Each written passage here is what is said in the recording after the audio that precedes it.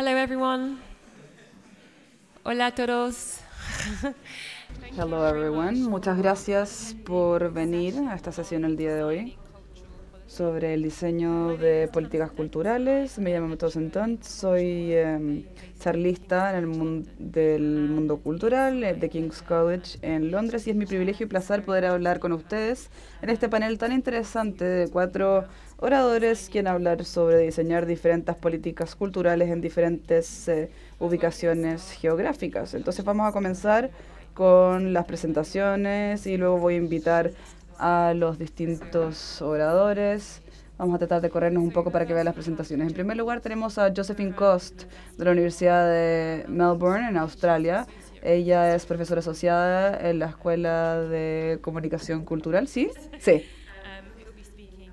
Va a estar hablando sobre que ahora hay una políticas culturales en Australia, pero ¿a quién pertenece esta política? Luego tenemos a Flora Maravejas, ¿lo pronuncié bien o no?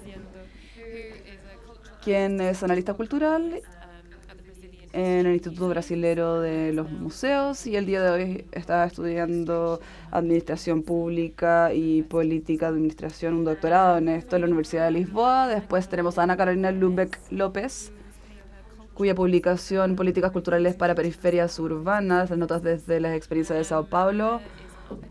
Bueno, lo publicó Ana es arquitecto, pero también está estudiando está estudiando sociología, culturas urbanas y ciudades para su doctorado.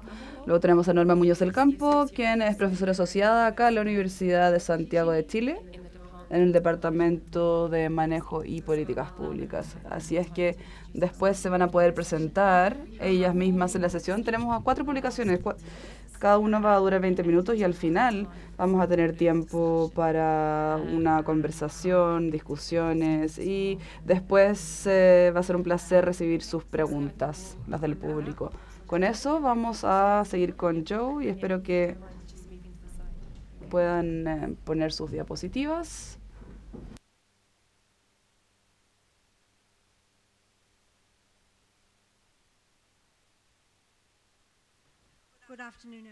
Buenas tardes a todos. Es un placer estar acá en Chile.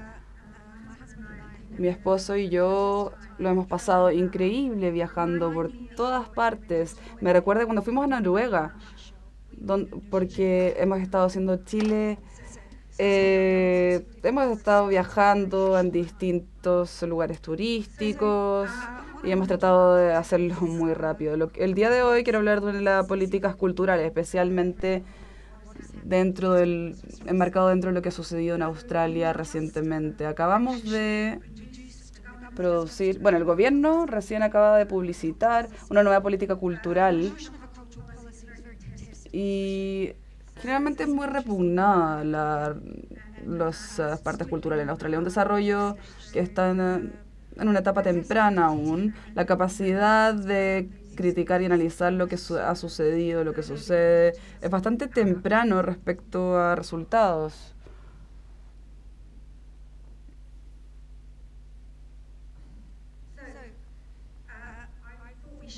Pensé que podríamos comenzar con una fotografía de nuestro primer ministro estimado, el señor Albanese, quien lanzó la política en un pub, en un bar, en Melbourne, Australia, deliberadamente, sí, realmente en un pub, porque el Ministerio de las Artes es así, entonces él quería que fuese en un recinto de música. Fue un evento bastante feliz, popular, también lo subieron a YouTube y a todas partes para que todo el mundo lo viera. Hay muchos artistas que estaban viendo mucha música sonando y era bastante integrador, abrazador. Pero respecto a las políticas culturales hay bastantes problemáticas. Voy a tratar de hablar de algunos en esta presentación, pero obviamente es bastante superficial. Si es que pensamos en nuestras políticas culturales, ¿qué es lo que queremos decir con este concepto? Creo esto tiene que ver con muchos problemas porque hay tanta problemática alrededor de las políticas culturales, porque como este concepto se entiende es variado. Sabemos lo complicada que es la palabra cultura, pero cuando creamos el concepto política cultural es mucho más complejo. Y si volvemos hacia los tiempos donde la UNESCO le pidió a las naciones en el mundo que desarrollen una política cultural en 1969 y luego se fuera al presente. Había un cambio respecto a cómo las personas han entendido las políticas culturales. Australia siempre ha tenido un poco de holgura respecto al área de la cultura y de las políticas culturales. Fue una de las últimas naciones en escribir una política cultural para UNESCO y uno de los 3 países que fuera de ese desarrollo de políticas culturales no creamos un ministro de la cultura. Entonces Australia es como los Estados Unidos, de cierta forma, y un poquito también como el Reino Unido. Hay una actitud un poco distinta sobre enmarcar la cultura, en particular que no queremos que se institucionalice. Respecto a al desarrollo de las políticas culturales, hay muchas personas que han escrito sobre de una manera ideal de abordarlo respecto a involucrar al público y que exista un sentido de pertenencia por la comunidad, pero obviamente si es desarrollado por un gobierno, que generalmente lo es, ¿cómo se relaciona con una comunidad o con la población en general? En algunos países, el tener una política cultural o políticas culturales tiene que ver con control de la información, se ve como negativo, y también controlar la libertad de expresión, entre otros. No se ve enmarcado como algo positivo. También, y Australia es uno de estos países, también con otros países, hay múltiples culturas dentro de un estado, no hay una cultura homogénea. Somos un país de pueblos indígenas, pero también somos un país de inmigrantes. Esos inmigrantes han llegado de distintos países, por ende tienen diferentes normas y prácticas culturales. Y está la noción de las políticas culturales que estén asociadas con la identidad nacional. Si es que hay alguna forma en la cual el gobierno puede coordinar y articular cuál es realmente una identidad nacional. Respecto a Australia, cuando la UNESCO le solicitó a los países de crear estas políticas culturales a Australia, y bueno, tenemos al Dr. Jim Beresby, que es el jefe del Consejo australiano, y básicamente solicitaron una documentación de qué es lo que existía en el país. No era nada más que eso. Australia, bueno, pero sí ella mencionó que existe una naturaleza desafiada o desafiante debido al establecimiento del país, de la naturaleza desafiante de esto. Y también habló bastante de cómo las prácticas de pueblos indígenas no se respetaban o valoraban, y respecto a cómo existe una preferencia por las culturas angloparlantes y es racismo institucionalizado y la preferencia de los anglo-europeos también es bastante dominante en Australia. Cuando pensamos en las políticas culturales, quizás pensamos como, que es algo, y si crearon algo que todos pudiesen relacionarse con ellos, que integra a todos, pero en Australia no es el caso. Las políticas culturales la derecha las ve como algo de lo cual no quieren ser parte, porque si es que escriben alguna política, quizás tienen que tomar alguna acción al respecto. Pero eso nos lleva a la pregunta si es que una política cultural tiene que ser redactada o escrita o no. Las acciones de la política. Y es un hecho, y uno podría argumentar claramente que lo que hacen los gobiernos es un ejemplo de la política cultural. En 1990, el gobierno australiano publicitó su primer esfuerzo a lo que ellos llamaron, que se lo vamos a llamar más una estrategia cultural que una política cultural. Ahí empezaron con ese esfuerzo y un par de años después hubo cambio de gobierno y muchas de las nociones que existían fueron rechazadas por el siguiente gobierno. Luego, en 2007, se escogió de nuevo este gobierno y en un periodo de 5 a 6 años trataron de desarrollar una nueva política cultural, pero cuando llegaron a publicitarlo en 2013, dentro de un par de dentro de un par de meses perdieron el gobierno y todas las ideas dentro de esa política en particular fueron rechazadas por el gobierno conservador de la coalición. Esta noción de la política partidista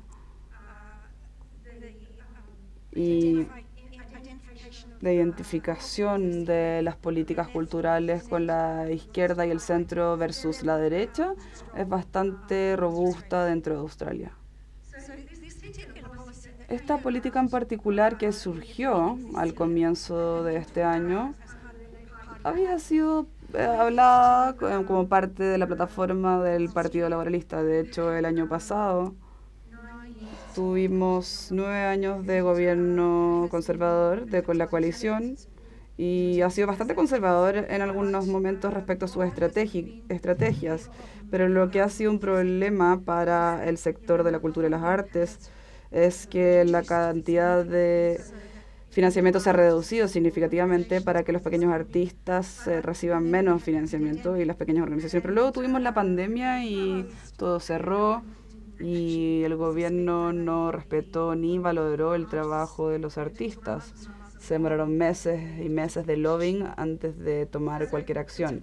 Entonces, para desarrollar esta política, existió una visión de que tenían que asegurarse de que sucediera dentro de un periodo de tiempo corto, muy distinto a la última reiteración. Y el gobierno entonces entró en vigor en julio de 2022, un poco antes, y en julio también dijeron que iban a crear una política. Juntaron algunos comités, tuvieron estas reuniones town hall en el país y también se pudo enviar una aplicación para las políticas. Era un intento de obtener involucramiento de las personas, a pesar de que ese proceso solamente se demoraba 8 semanas. Y finalmente se completó la política y se lanzó en enero de este año. Creo que esto es algo clave sobre la política, una noción de que hay un lugar para cada historia y una historia para cada lugar. Esto está tratando de integrar la diversidad cultural que existe en el país para que no haya ninguna preferencia de una cultura sobre la otra. La nueva política cultural se basaba en la de 2013, la previa, pero cambió un poco la redacción. Estos 5 pilares que ven en pantalla son en lo que se enmarcaba, alrededor de lo que se enmarca la política. Y dentro de cada pilar hay estrategias, objetivos e incluso dineros asignados. Creo que lo más importante acá en es el primer pilar, que pueblos indígenas primero, situarlos primero, que esto esté en la parte superior y que sea prioritario. Luego tenemos un lugar para cada historia, la centralidad o lo crítico que son los artistas. Creo que eso es un gran cambio desde lo que existía antes. Verlos como una parte clave de una nación. También tenemos las instituciones robustas y quiero que sepan que se financian de manera filantrópica y comercial. Hay un gran cambio, entonces, que denota esto. Y también llegar a una amplia sección de la comunidad, una amplia parte, lo que quiere decir dentro de entornos urbanos y regionales.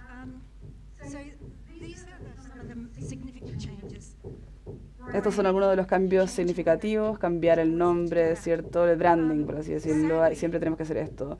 Desafortunadamente, y yo creo que de manera muy poco imaginativa, pasó desde Australia Council a Creative Australia. Creo que se pudo haber quedado como estaba, pero bueno.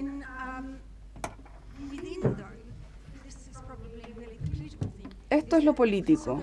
Que dentro de esto consolidaron agencias, existe una consolidación de poder y de agencias dentro de Creative Australia. Solo para señalar, en 2015-2016 se extrajo mucho dinero desde el presupuesto del Consejo Australiano y el Ministerio de las Artes o el ministro decidió que era mucho más bueno otorgando dinero a las personas que a un grupo de pares. Entonces tomó el control para financiar lo que él llamaba la excelencia. Lo que fue desafortunado en ese entonces fue que las personas en el Consejo Australiano no dijeron nada, se silenciaron.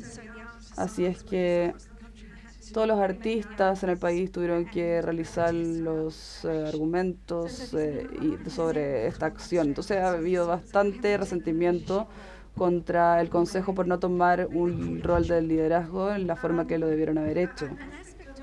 Un aspecto de la nueva política cultural es nuevo dinero en nuevas estructuras. Crearon nuevas estructuras dentro de Creative Australia y uno se trata sobre el empleo justo, el otro sobre la música, el otro sobre arte y cultura de pueblos indígenas, el otro sobre literatura. Lo interesante acá es que esto incluye las entidades con fines de lucro. Es como una paradoja en sí. La idea de que una agencia de financiamiento de gobierno o gubernamental para las artes va a financiar a estas empresas con fines de lucro. Quizás es porque antes, en el gobierno de la coalición, durante la pandemia, el ministro de las Artes dijo que él financiaría y priorizaría el sector comercial. Entonces tenemos mucho dinero que le otorgaba al sector privado comercial en los teatros musicales, distintos recintos de música, festivales en el mundo de las artes. Entonces ese es un gran cambio. Ahora el ministro ama la música y de hecho los mayores ganadores acá de la política han sido los músicos, tengo que decirlo. Más de 60 millones de dólares se han invertido para establecer un nuevo centro de música dentro del Consejo Australiano. Ese es un cambio principal y también se enfatiza mucho en lo crítico que son los pueblos originarios, pero hubo un plebiscito, desafortunadamente hace poco en Australia, para votar lo que iba a ser un cambio en la Constitución respecto al reconocimiento de los pueblos indígenas. Y esta primera acción fue para implementar la declaración Uluru de corazón, sabérsela de memoria, y simplemente la nación no estuvo de acuerdo con esto. Entonces, esto nos muestra que hay un gobierno que es un poco más progresivo que la población. Implementar la declaración Uluru. El problema es que las culturas pueden ser enmarcadas de manera muy negativa, estas políticas culturales. Es un problema continuo que no necesariamente se valora y se respete, como los deportes, que sabemos eso porque somos los campeones internacionales de todo.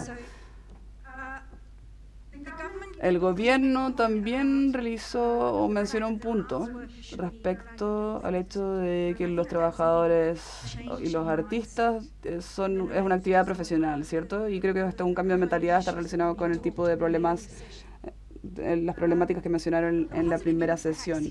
Los impactos positivos acá, y podemos ver esto, la cultura, también la ayuda desde arriba del primer ministro, más Estado, más financiamiento, esos son los impactos positivos, pero también un intento de influenciar a las entidades de screening más, de manera más general, ¿cierto? Respecto a todo el control australiano, que haya transmisión australiana.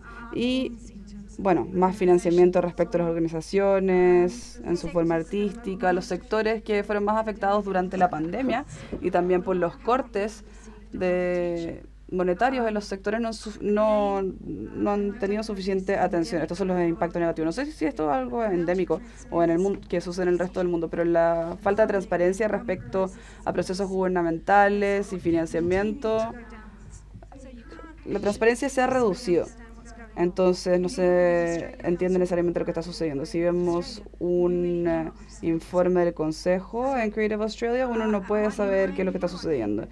Yo creo que debió haber habido algún tipo de revisión del Consejo Australiano para que se pudiese ganar esta competencia generarla de nuevo, porque sigue habiendo bastante desconfianza y en vez todo se ha centralizado dentro de la entidad y tiene mucho más poder de lo que ha tenido antes. El gobierno tampoco realizó alguna revisión del sistema para entender qué es lo que estaba sucediendo. Y yo sé que eso es una problemática bastante compleja, pero hay que considerar que las cosas han cambiado significativamente en los últimos 50 años y si que hay que evaluar si que estamos financiando las áreas correctas, cuáles deberían ser nuestras prioridades.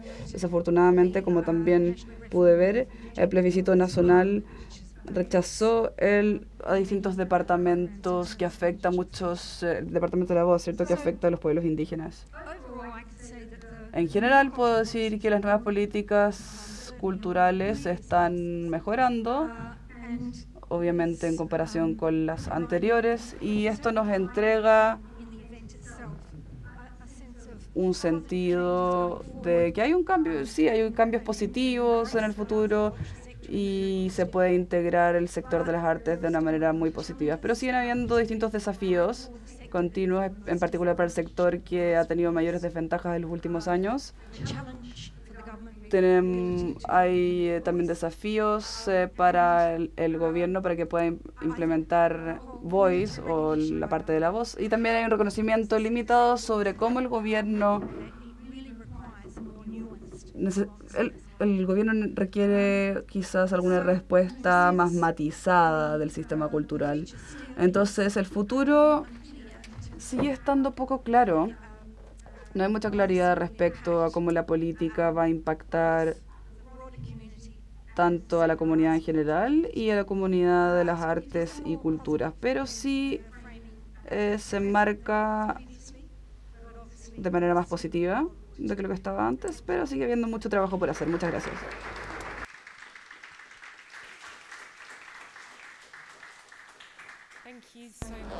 Muchas gracias, Joe. Me encantó el hecho de que lanzaron la política en un pub. Creo que eso es bastante estereotípico, pero también se menciona el plebiscito donde se le preguntó a las personas, que también es un tema muy importante y hay que destacarlo. Y estoy segura de que va a ser parte de la discusión más tarde. A continuación tenemos a Flora Maravallas, quien nos va a presentar su paper Democracia Cultural y el impacto social, el compromiso de impacto social de las organizaciones culturales, el diseño de una política cultural en Portugal. 20 minutos entonces y luego preguntas al final de todas las presentaciones.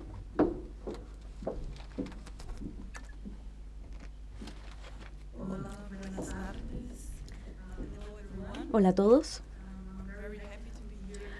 Estoy feliz de estar acá en esta conferencia tan interesante. Desafortunadamente, desde ayer me sentí un poquito mal, así que este no es mi mejor día. Les voy a pedir que me disculpen porque voy a leer y voy a permanecer sentada.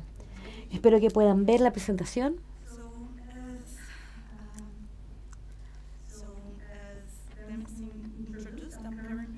Me presento. Actualmente estoy realizando un doctorado de políticas públicas en la Universidad de Lisboa y para este doctorado asumí el rol de ser observadora en una medida de una política social que se llama el compromiso de impacto social de organizaciones culturales. Entonces esta medida es parte del plan estratégico del Plan Nacional de las Artes de Portugal. Y rápidamente para presentar cuál es el Plan Nacional para las Artes. Es una estructura que proviene de una iniciativa entre el Ministerio de Cultura y el Ministerio de Educación de Portugal, que se lanzó el 2019 y ha tenido un marco de 10 años, entonces va a continuar hasta el 2029. Y como pueden ver, su misión es promover el cambio social al movilizar los poderes educacionales de las artes y del patrimonio en las vidas de los ciudadanos para todos y con todos. Ese es el lema del NPA, el Plan Nacional de las Artes, pero para abreviarlo, NPA. Entonces, en esta presentación vamos a explorar la coexistencia de ambos paradigmas de la democratización de la cultura y de la democracia cultural en el diseño de esta medida. Entonces, el compromiso del impacto social de las organizaciones culturales, que tiene un nombre más largo y vamos a abreviarlo como CISOC, que es un nombre que también se ha utilizado en Portugal, así lo vamos a empezar a llamar desde ahora. Entonces, un poco más de contexto. No voy a explicar en esta conferencia qué es la democracia cultural, pero debo mencionar que estos paradigmas culturales han cambiado con el tiempo y también difieren dependiendo del contenido nacional. Entonces, en el año 2000 se declaró que la democratización cultural y la democracia cultural son interdependientes y han evolucionado con el tiempo. Sin embargo, la democracia cultural y su paradigma ha sido más favorecido. También Belfiore y otros, y compañía, en un artículo más reciente de este año, destacan también la creciente distinción entre estos dos paradigmas. Y finalmente, Neves, en el 2021, también hablando de Portugal, observó que el debate acerca de estos conceptos también en Portugal han aumentado últimamente. Un poco acerca del contexto en Portugal, acerca de estos dos paradigmas. En la situación específica de Portugal, tanto la democratización cultural y la democracia cultural están presentes, son parte de un marco central administrativo. Esto ocurre a nivel central, a nivel del gobierno central, que promueve y financia instituciones culturales de alto nivel como museos nacionales, monumentos y teatros. Y también es el paradigma que guía el Ministerio de Cultura. Entonces, en un gobierno menos constitucional, el programa del Ministerio de la Cultura cita explícitamente la democratización cultural como un paradigma orientador. Por otro lado, la democracia cultural, aunque no explícitamente mencionada como un paradigma guía, se encuentra manifestado a nivel de las administraciones locales. Entonces pueden encontrar diversos temas de la democracia cultural en esta legislación y también en documentos locales, aunque no utilizan esta palabra, democracia cultural, pero tienden a promover medidas que se alinean con este paradigma. Entonces, por ejemplo, las administraciones locales promueven y facilitan los eventos de la comunidad locales. Entonces, todo esto se analiza con un modelo híbrido reforzado el año 2000. Recientemente ha habido un cambio y el concepto de democracia cultural por primera vez se incluyó en el Plan Nacional de las Artes, en la parte estratégica, que como dije anteriormente se lanzó el año 2019. Entonces fue la primera vez en la que la democracia cultural se citó explícitamente como un paradigma orientador en un documento del gobierno central en Portugal.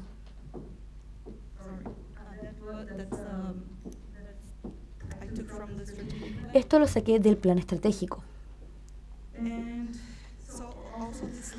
Entonces también el mismo cambio se ve demostrado en la carta, no sé si los conocen, se lanzó el año 2021. Esta carta se elaboró durante la presidencia de la Unión Europea, ocupada por Portugal con el NPA y otras instituciones como una alternativa. Esta carta, como pueden ver, explícitamente declara en la introducción que quiere ser una guía de principios y recomendaciones para aplicar y desarrollar el trabajo en el paradigma para trabajar hacia la democracia cultural en Europa. Esta carta entonces también reitera el paradigma y nos ofrece una definición específica para esto. Entonces ahora volvemos al CISOC. Como dije anteriormente, esto es parte del eje estratégico y el Plan Nacional de las Artes, y ambas, en la CISOC y en el NPA, comparten los mismos principios orientadores que abordan ambos paradigmas desde las bases. Entonces, mi pregunta de investigación fue, dado que cada uno de estos paradigmas tienen sus objetivos diferentes y enfoques diferentes para resolver los problemas, ¿cómo va a ser el problema de resolver el CISOC llevado a cabo donde el paradigma de la democracia cultural y la democratización de la cultura coexisten? Entonces, como saben, este es un estudio que sigue en curso.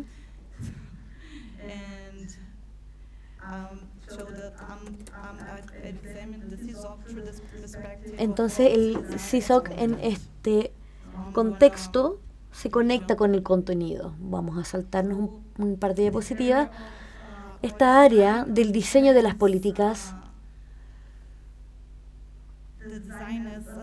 comprende el diseño como un conjunto de elementos como los beneficiarios, instrumentos y otros. Entonces, en junio del 2021, establecido bajo el paraguas del NPA para diseñar hacia el CISOC. Entonces, el proceso de diseño involucró diversas actividades, como estudiar distintos documentos, muchas reuniones, muchas discusiones. Entonces, estas actividades sirvieron para transformar los breves textos que les voy a mostrar más adelante, que estaban en el plan estratégico, y convertirlos en una política pública.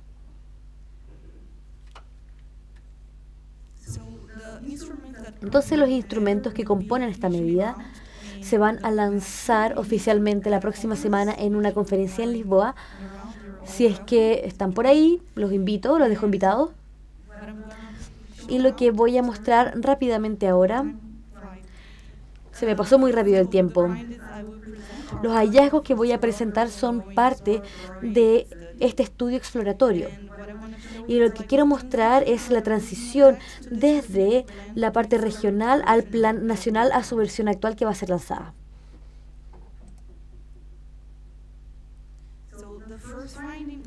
El primer hallazgo, entonces, como mencioné, es que el CISOC incorporó ambos paradigmas en sus principios orientadores, tanto democratización cultural y la democracia cultural, alineado con los documentos anteriores del NPA, del Plan Estratégico y de la Carta mencionada, aunque no es un documento del NPA, sí fue una de las alternativas.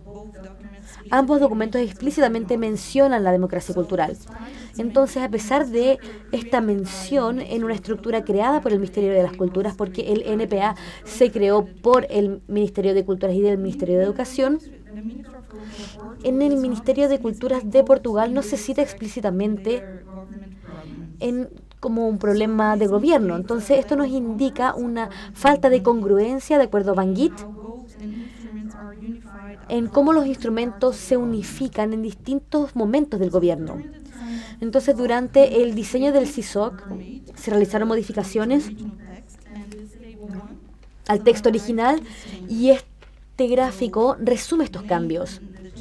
Entonces, está el nombre del cambio, el nombre de los compromisos, que ve para dónde va, y los beneficiarios. Entonces, podemos ver aquí la tabla número 1. Como podemos ver, esto es un contrato de impacto social de las organizaciones culturales y se renombró a compromiso. A pesar de que las palabras contrato y compromiso parecieran ser similares, ellas cargan una distinción.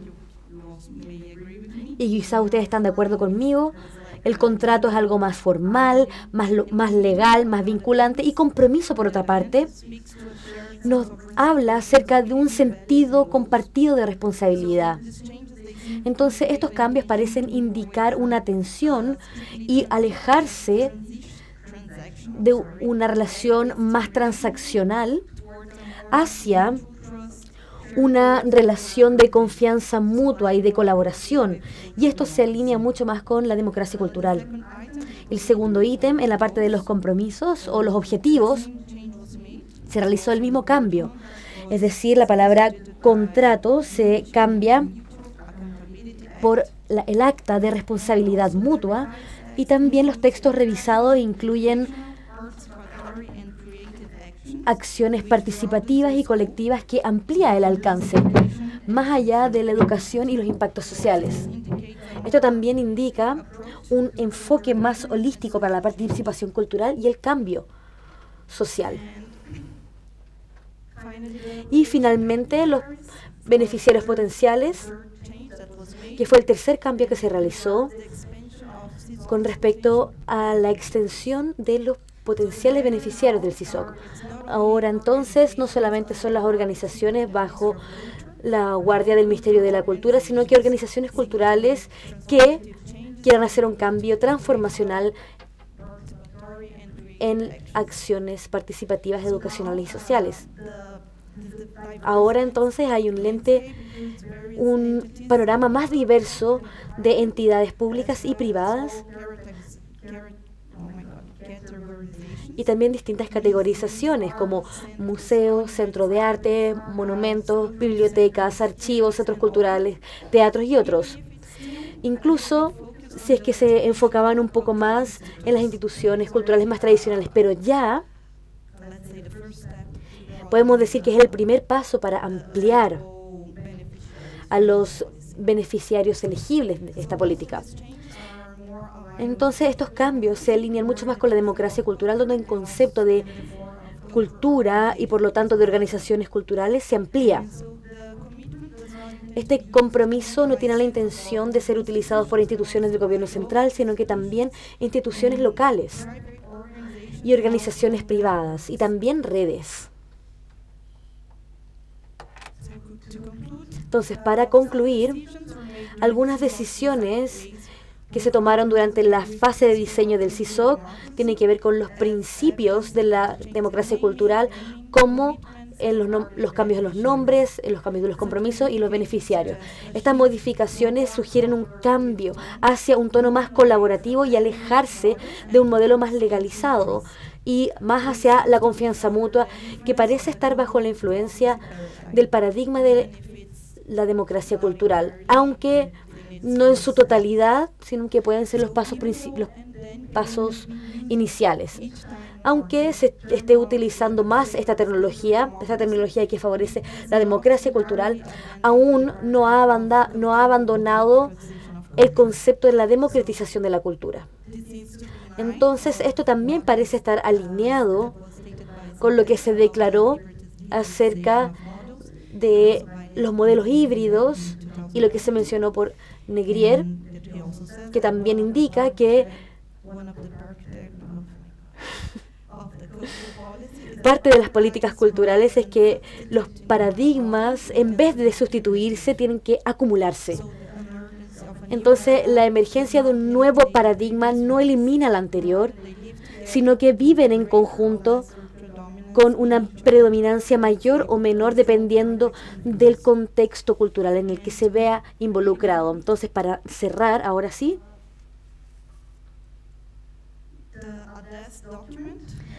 presentamos este documento que se elaboró luego de una conferencia que realizamos e indica que la coexistencia de distintos paradigmas pueden ser una causa de las políticas inefectivas. Eso entonces es lo que yo voy a analizar en los próximos pasos de mi estudio.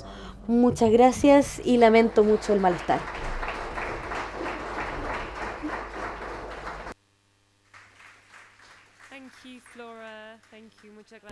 Muchas gracias, Flora. Creo que te fue bastante bien, sí.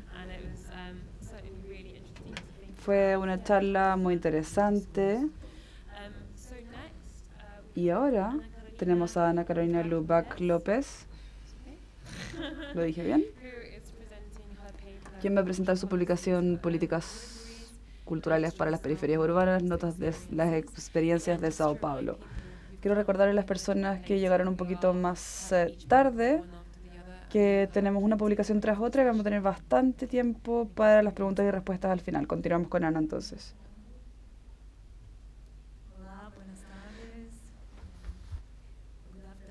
Buenas tardes a todos. Muchas gracias a mis colegas por esta presentación. Sus presentaciones muy interesantes y muchas gracias a ustedes por invitarme acá. Es un placer ser parte de esta mesa. También voy a leer para estar dentro del tiempo y bueno, mi inglés no es tan bueno, así es que lo siento. Para comenzar, quiero presentarme. Soy urbanista y también Culture Manager y mi historial profesional es gestora de cultura, políticas culturales, especialmente en el sector público. También siempre he estado relacionado con la cultura en las ciudades. Actualmente estoy trabajando en mi doctorado, investigación de doctorado con esto, con las políticas culturales bajo una perspectiva territorial. Estoy estudiando en la Universidad de Coimbra en conjunto con la Universidad de Sao Paulo. La publicación que presentaré hoy, se llama Políticas Culturales para las Periferias Urbanas, las notas desde la experiencia de Sao Paulo, fue escrita en conjunto con mi colega, con Hernando Seina, quien no está acá desafortunadamente, pero trabajo con él del Departamento de Cultura de Sao Paulo. Trabajé entre 2013 y 2016 durante la demostración de Fernando Dodge. Entonces, esta reflexión que les voy a entregar hoy viene a dar perspectiva de todos los que están directamente involucrados en esta práctica que les voy a mostrar. La idea es compartir todas estas prácticas más que dar soluciones.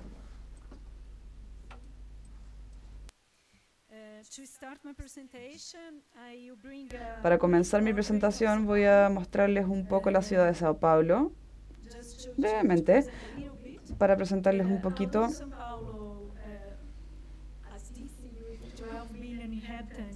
Sao Paulo es una ciudad con 12.000 millones de habitantes, bastante multidisciplinario.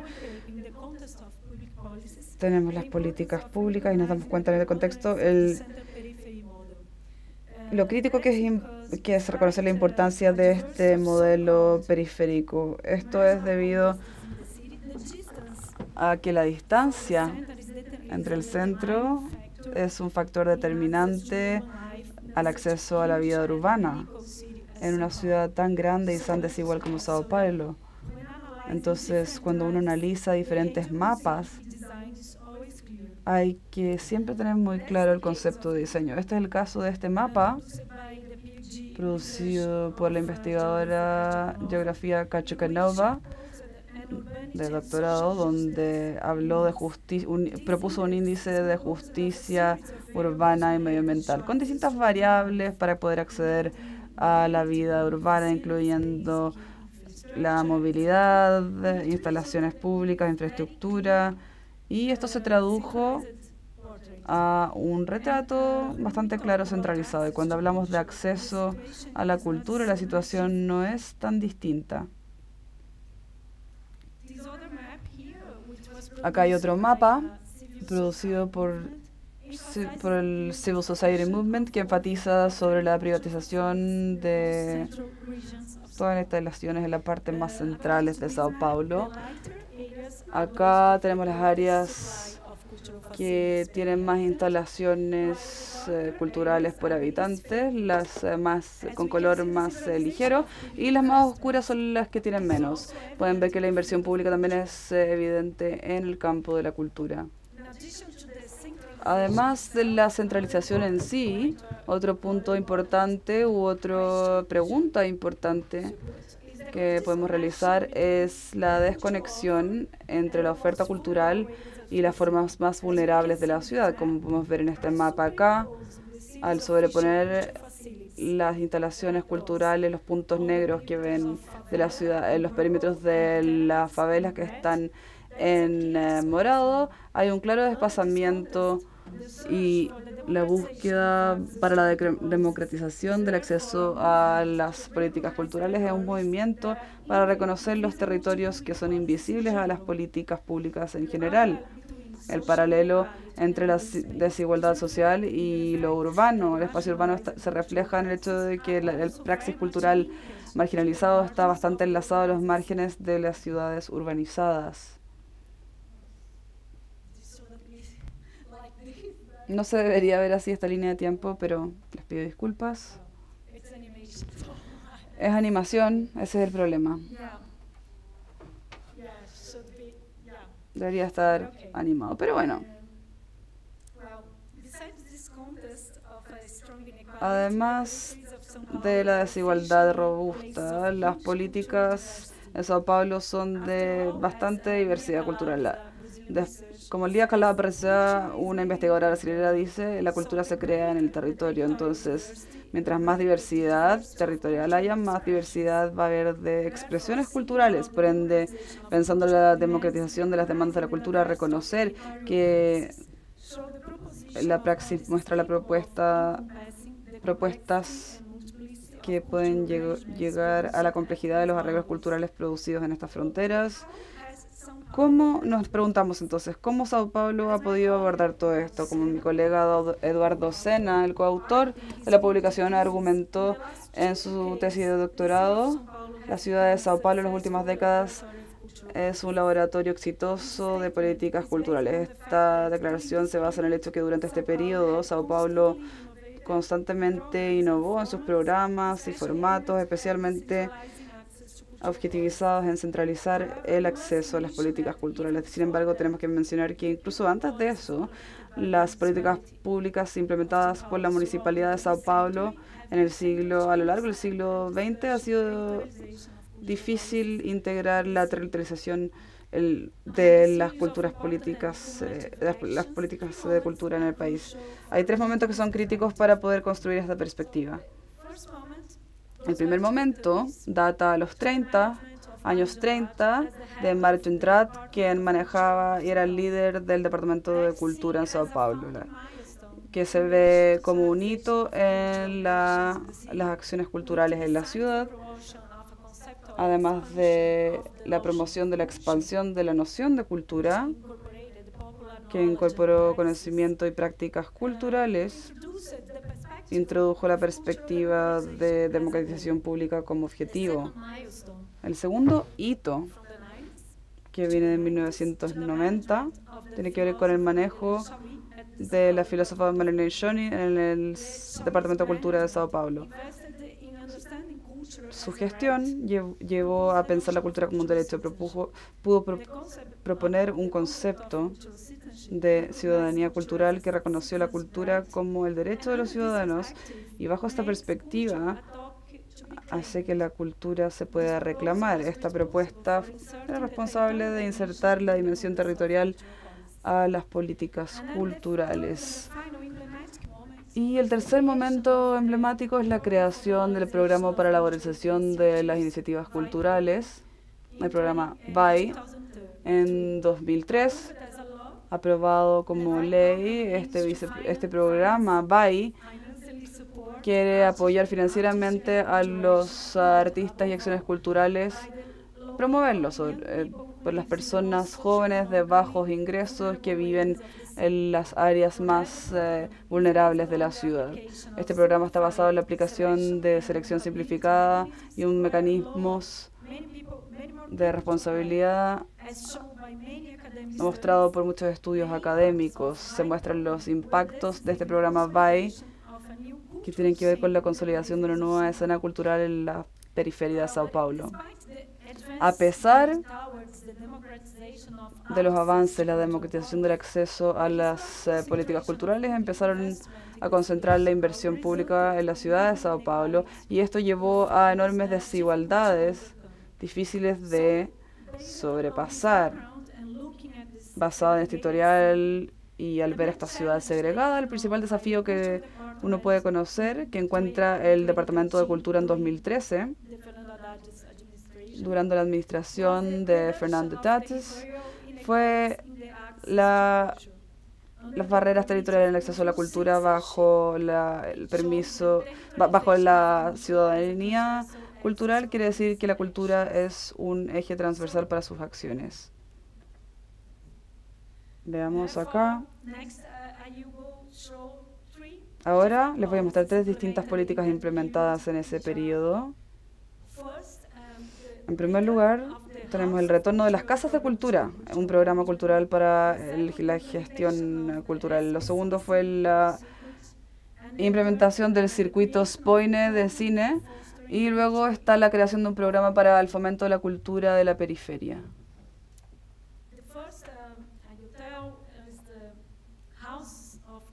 El primer programa que tenemos es el programa de Casas de la Cultura, que fue creado en 1992 para promover la descentralización de la cultura en la ciudad, la democratización entonces de la cultura. El programa, su objetivo era priorizar las áreas con falta de instalaciones culturales, implementando equipos culturales, y en 2004, para centralizar la gestión, se transfirió entonces desde el SMC. Al final no funcionó. La descentralización, entonces, la centralización fue la poca capacidad de la administración de poder operar un programa cultural. Bajo la demanda de las agencias culturales desde los territorios periféricos, la gestión de la Casa de Cultura retornó al Departamento de Cultura en 2014. Después de años de restricciones, el principal desafío era promover un modelo capaz de responder a las demandas culturales, pero también a propósito de descentralización y territorialización. La solución en ese momento fue promover un programa, una política regular centralizada en el Departamento de Cultura, con la constante participación de los actores locales y grupos en la composición del programa.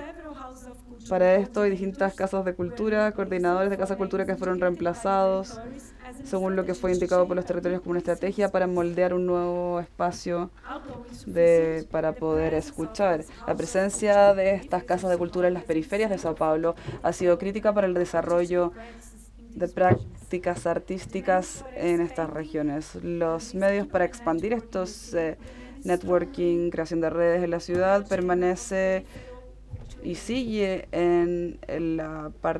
por el lado de los agentes culturales de la periferia. La segunda experiencia acá es un circuito de cine que se llama SPCine, que viene a inicios de 2014, se creó en Sao Paulo, el SPCine, Sao Paulo Cinema y compañía audiovisual. Y en conjunto con la compañía crearon una red de cines públicos. Son distintos circuitos que empezaron a combinar las demandas históricas de los sectores, tratando de descentralizar las redes de exposición y exhibición del país. Esto se hizo con 3 objetivos principales. El primero, expandir el acceso al cine. El segundo, aumentar la cantidad de streaming, de broadcasting para los cines brasileros.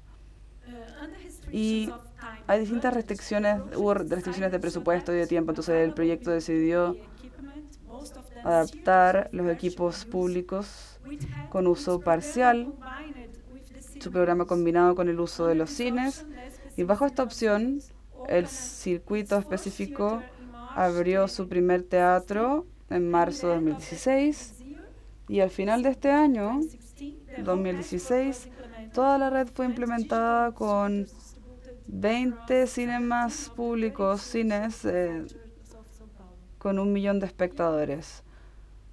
La ciudad de Sao Paulo. Acá tenemos un mapa. Los puntos blancos son los teatros.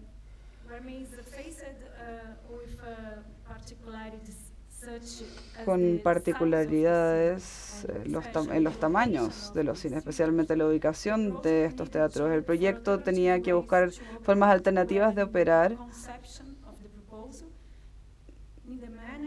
en la gestión, en el modelamiento de gestión y la definición de su programa. Al final, el proyecto decidió tener una gestión o manejo centralizado con una empresa que tenía la responsabilidad de entrenar a los residentes locales para poder exhibir, para poder integrar los circuitos de cine con los nuevos lanzamientos, las horas regulares, también conforme al flujo del mercado. Y por otro lado, el proyecto observó una forma nueva de programación, tratando de llegar a todo el territorio. Quizás el dilema central de este proyecto fue el hecho de que promovimos la expansión del acceso al cine. A pesar de promover esto, no pudo promover una expansión física de la red cultural, lo cual es un gran problema para las periferias de Sao Paulo.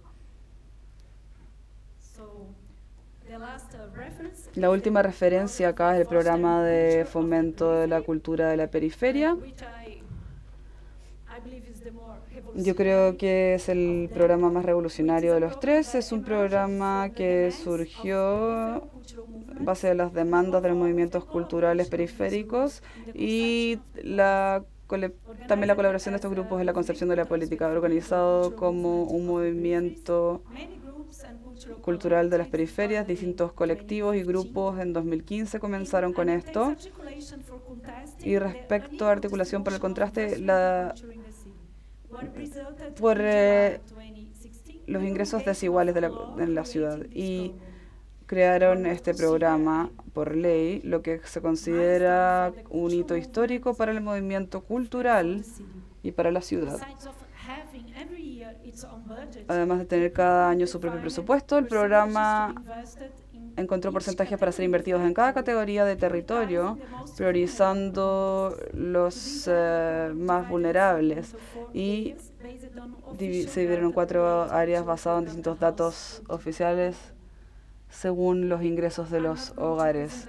No les voy a presentar exactamente este mapa, la leyenda, porque no me queda más tiempo, pero este es el mapa de referencia para el programa de la cultura.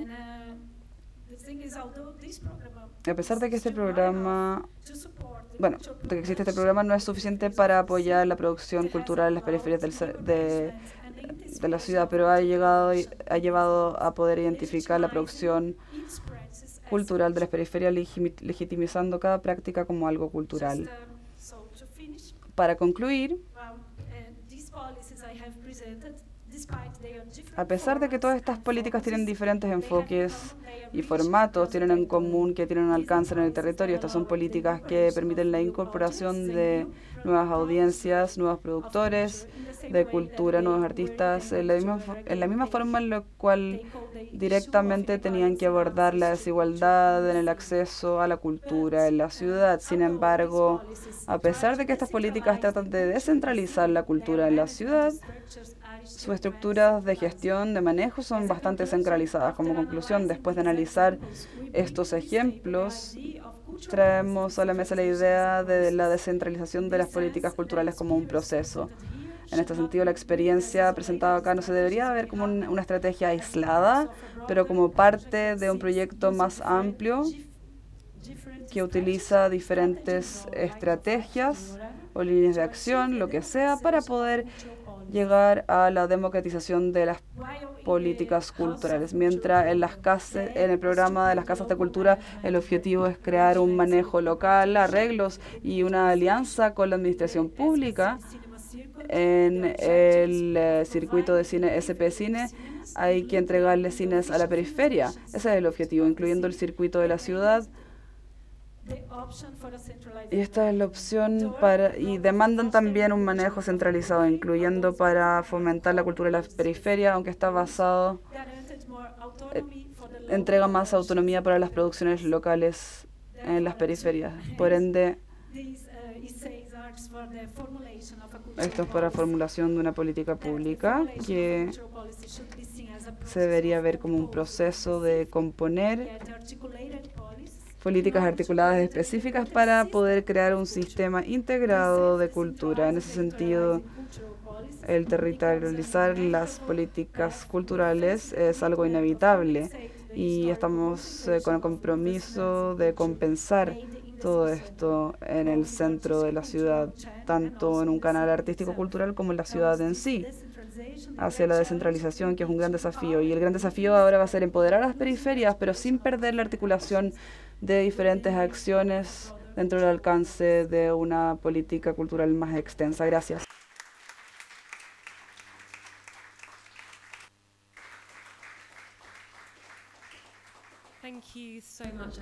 Muchas gracias, me parece una investigación fascinante. Muchas gracias por presentarla. Aún tenemos un poco de tiempo. Y tenemos nuestro último paper por Norma Muñoz del Campo, que es una profesora asociada en la Universidad de Santiago de Chile, que va a hablar de las políticas culturales de Chile, una propuesta conceptual analítica basada en las políticas públicas. Tienes tiempo. Muchas gracias, entonces. Hola a todos. Tengo una tarea muy difícil por delante. Soy la última. Vamos a tratar de apegarnos al tiempo. Esta es mi presentación.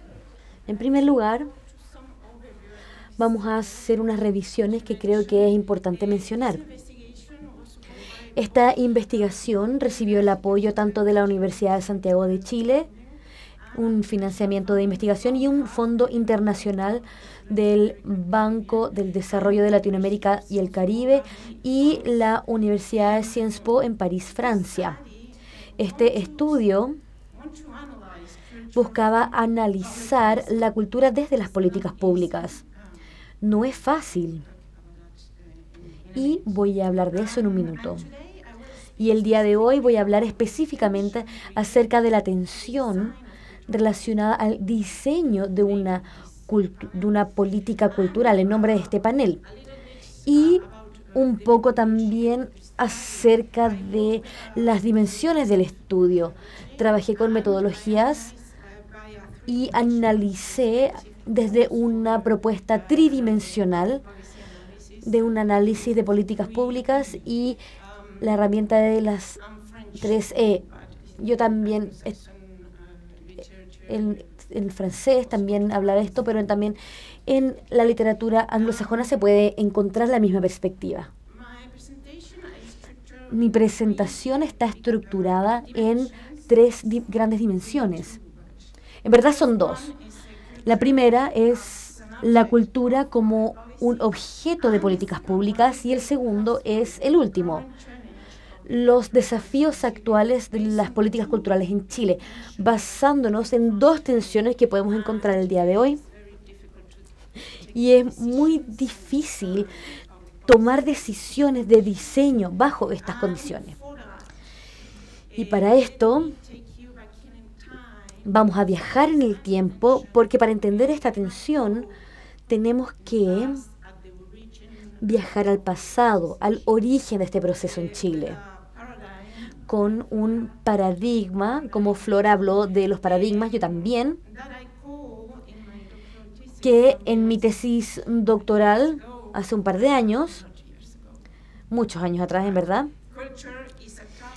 pero la cultura es una tarea de todos cuando las ideas conducen al cambio. En primer lugar,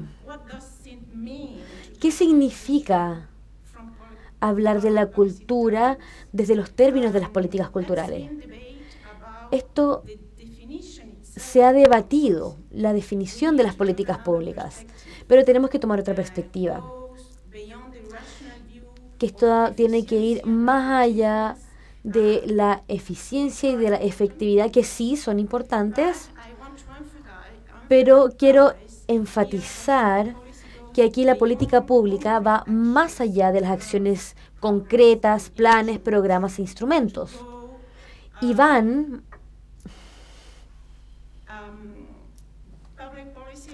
La política pública es una construcción de la realidad. La política pública es un espacio de debatir ideas, nuestras formas de pensar, nuestra forma de hacer las cosas. Es mucho más que las cosas técnicas o materiales. Y luego,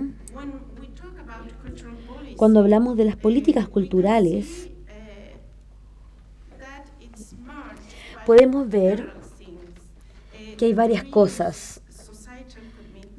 El nivel del compromiso de la sociedad, las concepciones divergentes de lo que es la cultura, el rol que el Estado debería tomar en la configuración del poder de distintos actores y de distintas instituciones. Y juntar todo esto no es fácil.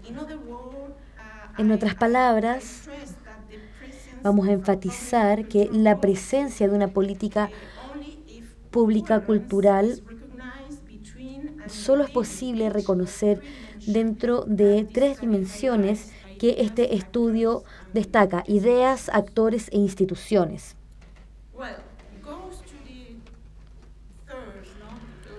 Bueno, si partimos con el último punto de la estructura de tensión que aborda los desafíos de implementar las políticas públicas en Chile, esta tensión proviene de, en primer lugar, del campo cognitivo y normativo de este paradigma.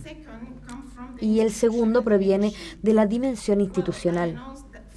Bueno, yo anuncié que es necesario hablar del pasado para hablar un poco acerca de la cristalización de un paradigma cultural que yo llamo la cultura es una tarea de todos. Para este paradigma podría dedicarle mucho tiempo, pero es importante intentar alinear esto y así poder encontrar las señales que me ayudarán a cambiar este paradigma. El primero, de la transición hacia la democracia de Chile con la Ley Valdés, hasta la creación de la CNCA, que es el Consejo Nacional de la Cultura y de las Artes, y también vamos a tomar 2 consejos de la industria cultural. Este entonces es el marco. El marco del paradigma de las políticas culturales ha sido una muy buena herramienta compuesta por 4 elementos. Yo intento hablar rápidamente acerca de esto porque me gusta enfocarme en la atención, que es muy importante para mí. El primero aborda los principios y los valores que la sociedad chilena eligió acordar. Y está muy relacionada con la democratización, que es un tema que yo y Flora ya mencionamos. La cultura es clave para la democratización y la cultura es un eje de desarrollo. Esto proviene de la influencia de una esfera internacional proveniente de la Conferencia de 1992 de México, que ha sido un hito en las políticas culturales de Latinoamérica hasta el día de hoy, y creo que ya sabemos que este paradigma, que la evolución de este paradigma es de la diversidad cultural que se incluye en la versión del 2005. El primer elemento son los principios y los valores. Cuando estamos de acuerdo con eso, tenemos que empezar a pensar en la dimensión normativa de esto. Si la cultura es importante, entonces el Estado debe hacer algo al respecto. Sin embargo, en Chile, decimos, ok, es importante, el Estado es importante, tienen que tomar acción, pero no todo.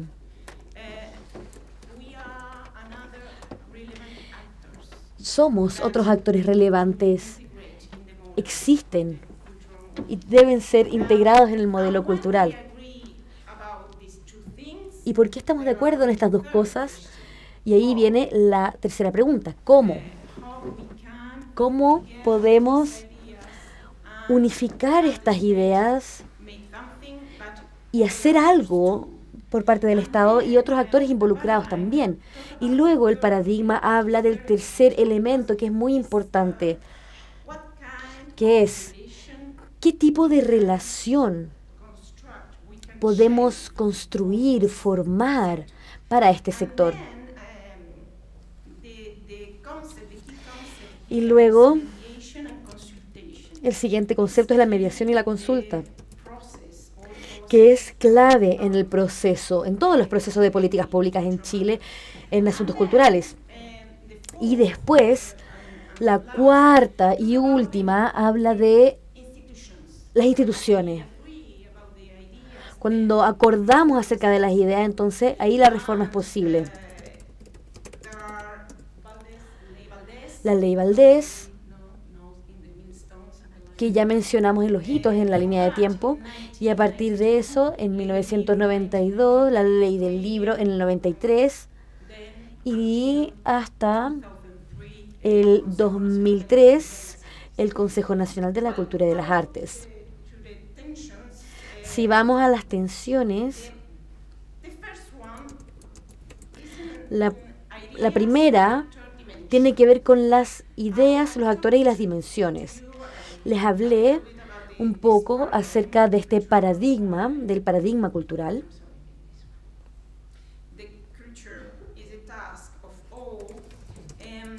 Que la cultura es una tarea de todos. Este paradigma legitimiza un actor particular, que es el gestor cultural. Pero un gestor cultural especial. Este es un actor que se ha convertido en una figura clave en el panorama nacional, pero también está sujeto a los impactos de las prácticas de gestión cultural actuales y está influenciado por el proceso de reforma y modernización del Estado. Y también está muy relacionado al concepto de experto, expertise, creo que me entienden, y la visión tecnocrática de las políticas públicas. Luego, este es un tipo de actor que legitimiza este tipo de paradigma. Sin embargo, al mismo tiempo, tenemos otra idea, otra forma de hacer las cosas a partir de la historia de las acciones culturales en Chile. Y el origen de esto es la división cultural del Ministerio de Educación. En primer lugar,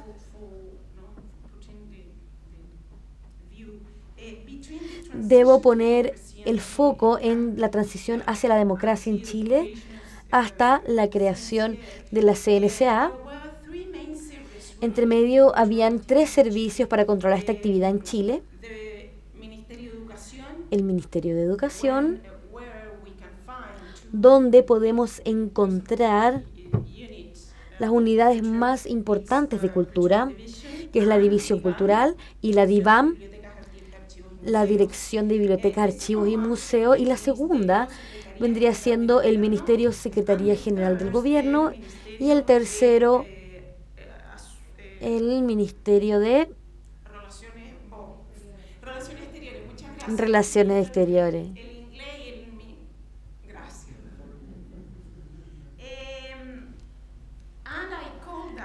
Y a eso le llamo la estructura de 3 cabezas de la cultura de los 90. Y esto es muy importante porque desde 1997 Esta división había estado siendo dirigida por Claudio Di Girolamo. Y este oficial fue educado en su forma de hacer las cosas, muy lejano de una visión experta o tecnocrática de las políticas públicas. Y el concepto clave aquí, o la dinámica, es diferente. Un equipo pequeño, pocos recursos, creatividad, no hay expertos, no hay una visión tecnocrática. Y crearon uno de los espacios más exitosos de debate cultural, los cabildos culturales, que necesitaría una presentación entera para ello. Después de estas dinámicas y actores que están en disputa el día de hoy, que se encuentran en tensión, también encontramos una tensión entre los actores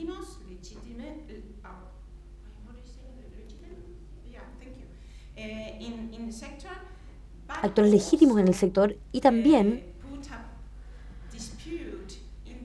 que han manifestado una disputa en la forma de definir las políticas culturales en el país.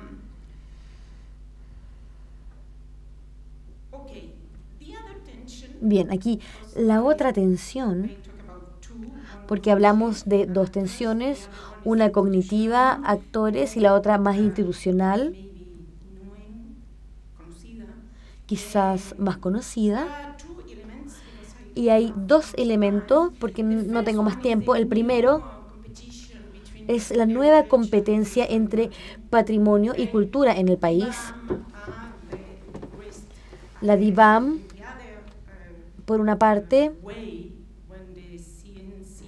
cuando la CNCA se crea, pero estas instituciones van a seguir en competencia, pero hay una pregunta y quizás el tema de una investigación futura es por qué estos más siguen.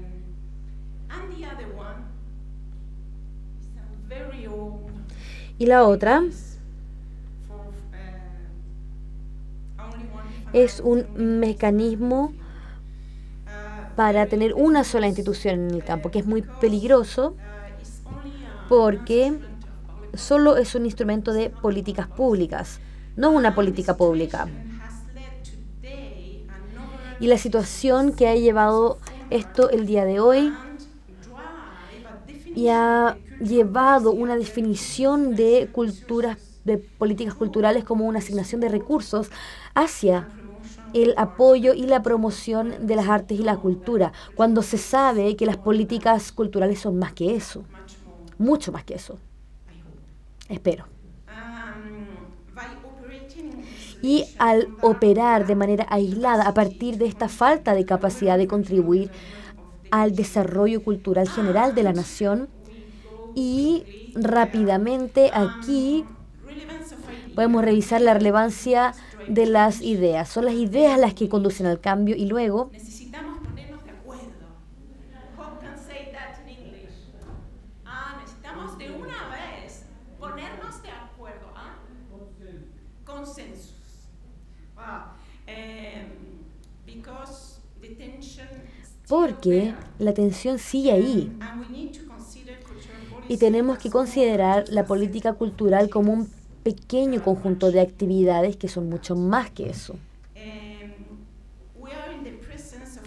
Estamos en la presencia de una política cultural pública que si se reconoce la coherencia entre las tres dimensiones que este estudio destaca, las ideas, los actores, las instituciones, y vamos a terminar con una pregunta vital, simple pero clara, desde el campo de las políticas públicas. Y tenemos que continuar pensando en esto y no debemos darla por sentado. ¿Qué debería hacer o no hacer el Estado en cultura y por qué?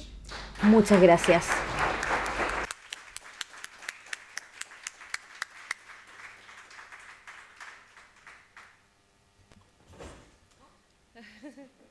Many thanks, Numa. Muchas gracias. I think we have 30 minutes. Tenemos 30 minutos, más o menos. Okay. So we have time for some Tenemos tiempo para questions. algunas preguntas y hay un receso un poquito después. We have more time for discussion. Así es que vamos a poder hablar un poco y va a haber un micrófono volante pero quiero que acá tengamos el privilegio de las oradoras para que empiece con una reflexión personal. I was thinking of work by Estaba Doreen pensando en el trabajo de Doreen Mathey, ¿la conocen? Massey, feminist cultural geographer. Una geógrafa cultural feminista de los 80s, 90 del Reino Unido que habla mucho del espacio y el lugar, pero también del tiempo y este tipo de relación entre el tiempo, el espacio y cómo el tiempo ha sido muy dominante en los espacios cuando se habla de política, pero ella lo habla desde una perspectiva de agenda, pero mi reflexión es más respecto a la pregunta de la inclusividad y la relación entre el tiempo y el espacio, que mientras las escuchaba a cada una de ustedes surgía. Quería saber si podían reflexionar al respecto. Joe, me interesó bastante su trabajo. Estaba pensando en el tiempo y el tiempo enmarcado y el acelerar todo cuando había un atraso antes del gobierno y luego quieren apurarlo y mucho ha cambiado, incluso la pandemia y luego este repetibilización que se llama revive, ¿cierto? O revivir y algún tipo de reflexión al respecto. Flora, yo creo que también sería interesante para usted hablar del por qué ahora, por qué ha existido este tipo de reflexión sobre las políticas culturales y su trabajo habla mucho respecto a este elemento espacial de acceso e inclusión, pero me pregunto si es que hay algún trabajo sobre evaluación o si es que han hablado de algún impacto en los participantes. El impacto es muy importante en la academia, ¿cierto? Y en el Reino Unido. Y Norma, usted habló respecto a la creación de espacios en las políticas culturales, o el propósito de las políticas culturales, qué es lo que son, quién las crea. Quizás si nos pueden dar estas reflexiones, hablar un poquito al respecto y luego vamos a permitir un espacio para preguntas.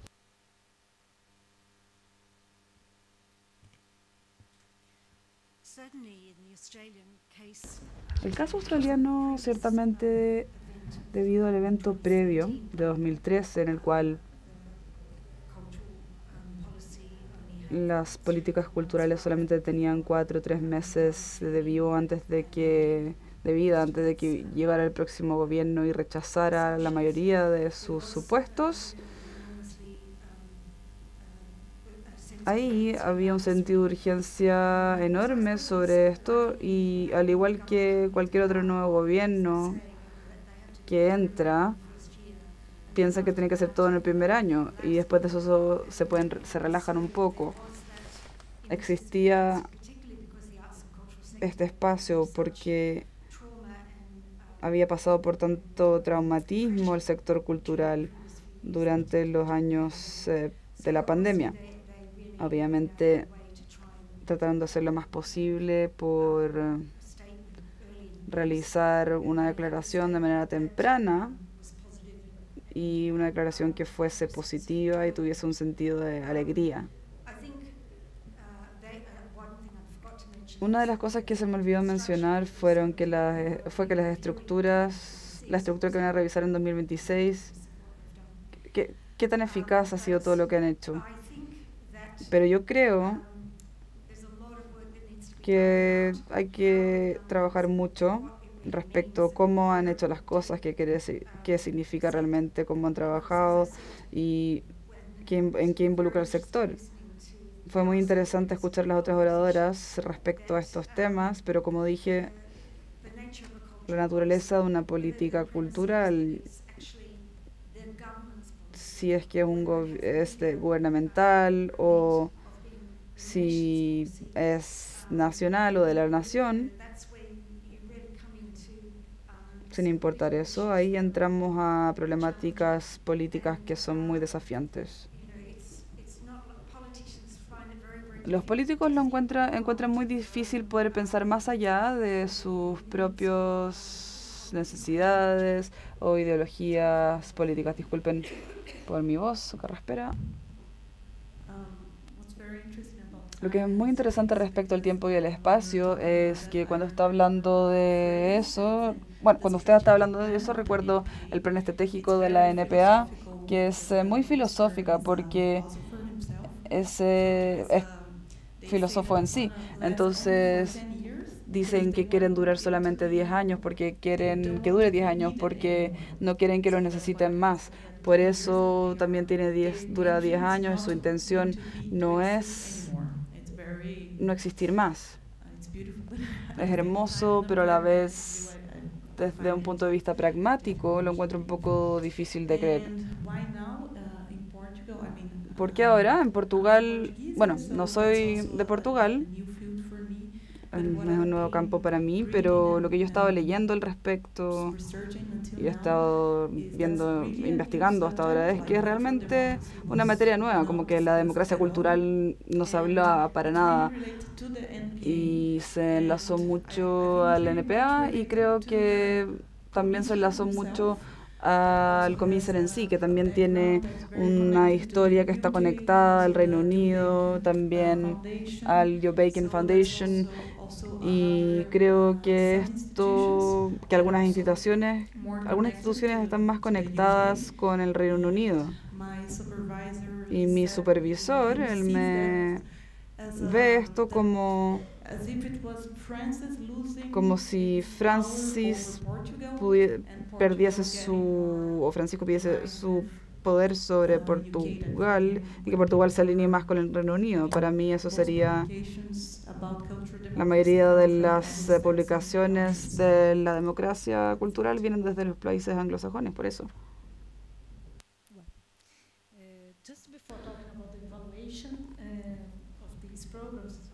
Estamos hablando de la evaluación de estos problemas enlazado con el tiempo y el espacio. Es interesante ver este movimiento en Sao Paulo porque los 3 ejemplos que les traje es como que estoy hablando ya de la casa, el Cultura de la Casa de Cultura. Es un programa económico que cambia la gestión, el manejo. Cada gobierno entonces tuvo que cambiar el formato, han cambiado el formato del programa. Muchas veces simplemente se les olvida esta política. Siempre es un problema. Pero después, con el circuito de cine SP, que fue construido en conjunto con las periferias, las agencias culturales periféricas y también con académicos, su investigación, todo, es más difícil terminar con este programa. Y estoy hablando desde la evaluación, ¿cierto? Yo leí Fernando Tejus de la Administración en 2017. Cuando terminamos realizamos investigaciones sobre el impacto de los circuitos SP Cinema. Tuvimos buenos resultados, pero después creo que no tenían la siguiente gestión o manejo. Pero lo mejor es que después de esta gestión tuvimos 3 secretarios de Cultura en Sao Paulo, creo, y todos hablaron de expandir este proyecto al día de hoy. Por ejemplo, están hablando de crear 20 teatros más, pero no estoy segura si es que esta es la mejor forma de abordar el programa. Igual creo que es interesante ver que se convirtió en una política de Estado. Todo el mundo está hablando respecto a quedarnos con esta política y están hablando también para el programa La Cultura Periférica que se construyó. Y desde la era cultural, hace tiempo, en la periferia, el formato de este programa fue diseñado de gestores culturales de la periferia y es muy difícil no quedarse con el programa, porque en estos 20 años, en las últimas décadas, el movimiento cultural periférico es cada vez más articulado. A pesar de esto, algunos gobiernos no son tan amigables con ellos, pero es imposible no escucharlos ahora. Es interesante ver cómo compiten estos programas porque comenzaron en diferentes tiempos y el contexto de cada uno de estos programas cambia mucho cómo continúan siendo generados.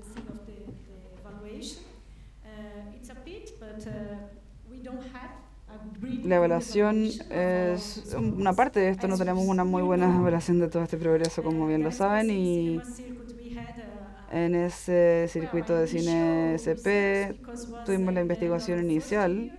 Fue al inicio del primer año, pero en realidad eso fue el inicio. Aún no lo tenemos. Lo que tenemos en Sao Paulo son grandes conversaciones para tener el plan municipal cultural, y realizamos muchas conferencias municipales por región, por distrito, por toda la ciudad. Siempre son muy bien aceptadas todas, y los agentes culturales piden mantener estos programas y extenderlos, pero esto no es en evaluación.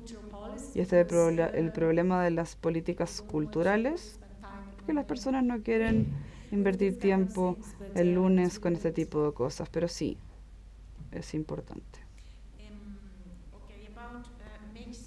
Respecto a crear espacios y políticas culturales, yo voy a tomar la perspectiva francesa porque estudié mi doctorado en Francia y tengo el toque francés de la política pública, donde enfatizamos en los enfoques cognitivos y normativos para poder estudiar las políticas públicas. Eso quiere decir entender las políticas públicas como un espacio de mediación. No solamente son elementos físicos, como dije, instrumentos, pero se trata de crear en conjunto. Esta creación es algo inmaterial,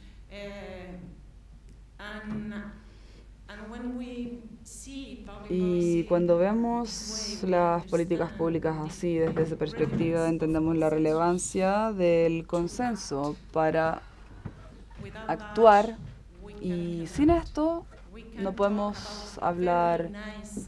Podemos hablando de instrumentos geniales, sí, muy bonitos, planes perfectos, políticas perfectas, pero en el mundo real no van a funcionar porque los actores, los participantes no van a hablar. Ah, no, él es mediador, no, es tecnócrata, no vamos a hablar con él. O no, porque defendemos los territorios y nosotros somos relevantes, no ustedes. Y el tiempo ya pasó entre estas dificultades. Y cuando hablo del espacio, se trata de eso, esta mediación, lo que podemos crear cuando diseñamos las políticas públicas, culturales o cualquier otra política pública. Pero yo creo que el día de hoy la cultura nos entrega, en el siglo XX, mucha evidencia que podemos aplicar en otros sectores. Sabemos y hemos enfrentado grandes problemas en el mundo. La cultura es la diversidad cultural es importante, la identidad, el cambio climático, bienestar. Así es que, sí. Es como cuando uno se le olvida desmutearse en una reunión, pero bueno. En fin, ¿alguna pregunta? Voy a invitarlos, voy a abrir la sala ahora, puedo tomar 2, 3 preguntas de una y después respondemos. O quizás, ya, 1, 2, ¿quién más? Pueden preguntar en español o en inglés. Hola, mi pregunta va para Norma. La voy a hacer maybe I can do it in English or so. Do you have translation? Sí. Okay, entonces en español. Okay. Norma, mi nombre es Dalal, también voy a estar en un panel. Soy chilena, pero vivo en Londres. He leído tu trabajo. Lo he citado también en mi tesis, así que un gusto conocerte. Pero sobre tu presentación, me pareció muy interesante la mirada, el lente, digamos. Sin embargo, me pregunto respecto, porque tú hablas como del French touch y efectivamente noto un poco esa mirada desde las tensiones y desde un poco expandir las discusiones más allá de lo técnico.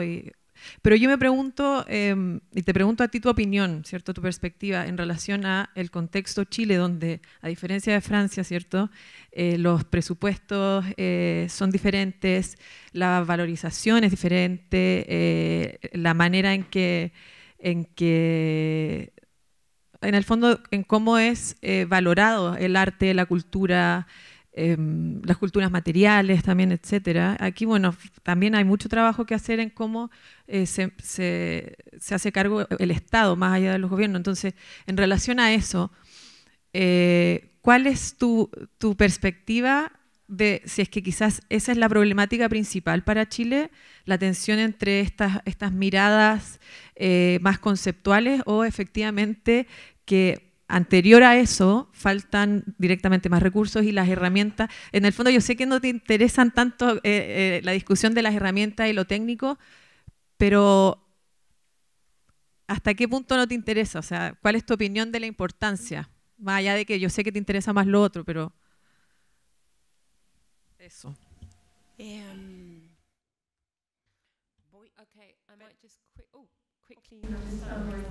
Voy a resumir eso en inglés rápidamente. Estaba escuchando en español y en inglés a la vez, así, pero muchas gracias a la intérprete.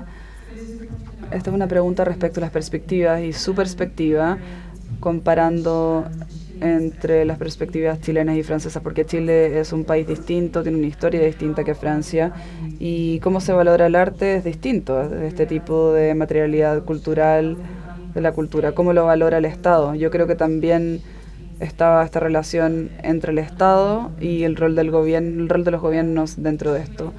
¿Deberíamos esperar la segunda pregunta y luego volver a esta, o le parece, Norma? Voy a permitir responder en español. A ver, ¿por qué no es fácil? Es decir, a ver, primero, aclaro, en inglés es un poco difícil entrar en lo fino. Política pública sí son instrumentos y sí es plata. Pero en política pública, y los especialistas en políticas públicas sabemos que sin plata las cosas se pueden hacer, pero sin personas jamás. Entonces, a donde voy, es decir, además Chile, el apagón cultural, o sea, mostró cómo éramos creativos para lograr hacer cosas. Es decir, ya, sí, se necesita dinero. Y lo que en realidad es bien complejo porque hay una doble dimensión, es decir, son las dos cosas las políticas públicas, es una moneda que tiene estas dos caras. El asunto es que hace un buen rato que la plata la tenemos, no podemos decir que no. No podemos decir que las políticas públicas en cultura en Chile no han funcionado porque no teníamos la plata. Yo estudié en los años 90 y créanme la evolución financiera que hubo, es decir, y en los 90 a veces. Yo sé que siempre cuando estamos en estas cosas de cultura y caemos en las cosas medias ideales y logramos hacerlo. Pucha, pero es que es verdad, es decir, yo entrevisté a muchos artistas de la época y hay mucha gente que hizo las cosas de la nada, incluso escondidos en aquella época. Entonces, cuando uno ve este financiamiento, el asunto es que un financiamiento sin reglas claras de a dónde vamos, tenemos un problema. Y la verdad es que, no sé si es producto de la edad, yo no estoy muy optimista respecto a ese problema, porque para mí no es un problema solo de la política cultural. Yo creo que es un problema de la política pública, es un problema del Estado, es un problema de la administración pública, es un problema de la política y de la crisis de representación que hay a nivel mundial. Entonces, el año pasado yo ya en otro, me voy a ir bien lejos, por favor me cortan si me alargo. You could if I'm too, okay? But el año pasado yo en un seminario, nada que ver, sobre la Constitución, yo dije, estamos frente a un desafío extraordinario, que yo creo que es redefinir lo que es la democracia para nosotros, porque no podemos hacernos los tontos, es decir, la diversidad cultural y la reivindicación de las identidades ha estado funcionando súper bien, pero todo tiene su lado un poquito complicado. La teoría de la democracia se crea con los nacionalismos y se crea sobre todo y se funda con una fortaleza extraordinaria en el siglo XX, pensando que todos éramos una misma sociedad. Y no podemos engañarnos que hoy en día nadie quiere ser de la misma sociedad. Yo soy de un color, tú eres del otro, yo soy cuadrado, tú eres triangular. Y además nos han entregado los derechos. Tenemos los principios, tenemos los valores y tenemos un paradigma que se llama diversidad cultural y que respeto con todo el alma. Pero entonces, ¿cómo lo implementamos? Porque no tenemos dinero para todo. Los recursos son escasos en política pública y en todo, en la casa también. No sé usted, pero en la mía sí. Entonces, ¿qué hacemos? Y ahí viene la pregunta original. Mira, en los años 90 en Francia, en política cultural, una experta en patrimonio decía, el problema de hoy en Francia, que era un país que ya tenía la democracia y todo listo. Just un minuto más. Yeah. I'm sorry. Decía, ¿qué es lo que el Estado debe hacer en cultura? Y la respuesta a eso no la tiene. ¿Tiene que ir con el mercado o tiene que ir a donde el mercado no apoya, porque ahí es donde hay que proteger? Por eso yo terminé la presentación con esa pregunta. Yo creo que hay que partir del principio. Estamos dando por sentado lo que el Estado debe hacer. Y cuando tengamos clara esa respuesta, el Estado va a saber dónde poner los recursos, por muy escasos que sean. Porque yo creo que la gente está. Eso. Are here. Thank you. Solamente para los hablantes nativos de inglés en la sala, voy a rápidamente decirles que esa fue una pregunta bastante compleja, pero creo que el punto principal que yo tomé acá, Norma, es que esto no tiene que ver con la falta de financiamiento. Hay dinero, se trata de políticas públicas, se trata de distribución, de las elecciones. Creo que vuelve a muchas de estas discusiones de las que estamos teniendo en el Reino Unido de valor, ¿cierto? Es un problema público, está enlazado a cómo entendemos y valorizamos la cultura dentro de un concepto más amplio de políticas y derechos. Usted decía que tenemos que volver a los cimientos. Ha habido mucho en los discursos occidentales sobre el mercado y el Estado, en particular el Reino Unido y Estados Unidos han estado impulsando más hacia el mercado. Pero ahora estamos en un espacio donde podemos repensar en todo esto. Creo que eso fue muy interesante. Estoy segura de que van a tener una genial conversación después de esta sesión. Había una pregunta también por acá. Creo que podemos pasarnos del tiempo. Quizás alguien me va a retar, pero si nos podemos pasar en 2 minutos acá. Está bien, ¿cierto? Tenemos 3 preguntas. Vamos a tomar al caballero del frente. A este caballero y luego al del frente. Muy corto, más que una pregunta, yo quería felicitar a Norma, porque creo que yo me llamo Arturo Navarro, llevo 50 años trabajando en cultura, yo pasé de gestor a observador. Pero creo que acaba de ocurrir una situación tremendamente importante. La pregunta que plantea Norma para Chile es completamente inédita. Nosotros, desde la época del presidente Allende, desde hace 50 años, vemos a la cultura como un todo. La cultura era allendista, entonces vino la dictadura y la cultura se convirtió en antidictatorial y democrática. Volvió la democracia y todos éramos partidarios de la cultura. Y si hicimos el Consejo Nacional de la Cultura sin oposición, fue unánime. ¿Entiendes? Siempre nos hemos visto como un solo bloque. Y de repente la norma nos dice, con esto termino, oye no, aquí no hay un solo bloque y es legítimo y es lógico que haya 2 o más posturas. Entonces, es un llamado muy profundo y muy sólido a que comencemos a conversar cuáles son nuestras diferencias para poder llegar a la palabra que ella dijo, al consenso de qué es lo que queremos. Es que hasta ahora lo que queremos era como la manzana de Adán, nos era dado. Porque había que estar con Allende, había que luchar contra la dictadura, había que estar por la democracia. Y de repente llegamos a una situación en la cual, mire, en realidad, ahora sí, pensemos, discutamos y pongámonos de acuerdo en lo que queremos y lo demás se nos dará por añadidura. Así que felicitaciones, Norma, te agradezco mucho. Muchas gracias, mi querido Arturo. Okay, we have 2 more questions. In Spanish. Also in español. Voy a hablar en español. Bueno, conozco el trabajo de Norma porque yo también vengo del mundo de la gestión y las políticas públicas y los resultados de mi investigación, de mi tesis, al igual que lo que tú propones, no arroja una falta de presupuesto directamente, sino que llego a las conclusiones de que estamos interpretando mal los objetivos, planes estratégicos súper débiles que terminan siendo más que planes estratégicos en cultura, terminan siendo cartas de declaraciones de principio. La evaluación incluso que tiene la política Chile quiere, la del 2011, la primera, la del Lago. La primera política pública como en un periodo de democracia de Chile ha sido evaluado por ser muy débil en términos como de ejecución y de gestión. Y creo que en Chile existe una polarización, como bien lo menciona tu trabajo, esta polarización que incluso es un trabajo que Norma hizo hace como 10 años y sigue pero vigente, así pero muy a piel, muy a carne viva todavía tu trabajo. Pero me gustaría saber, de acuerdo a las experiencias comparadas, si esa polarización o esa dificultad de debilidad de gestión en política pública en cultura también es una dificultad en...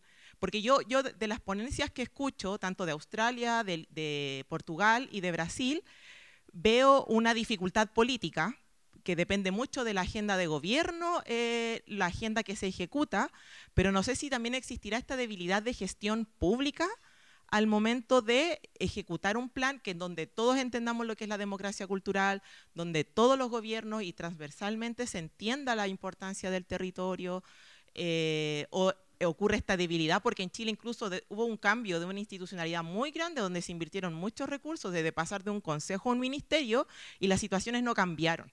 Creo que también hablar de presupuesto es cerrar la puerta muy al tiro antes de empezar a hacer otras reflexiones.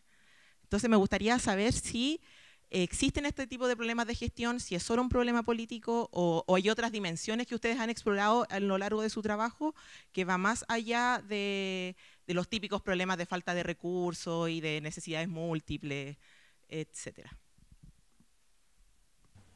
Okay, gracias. I think we have one more question.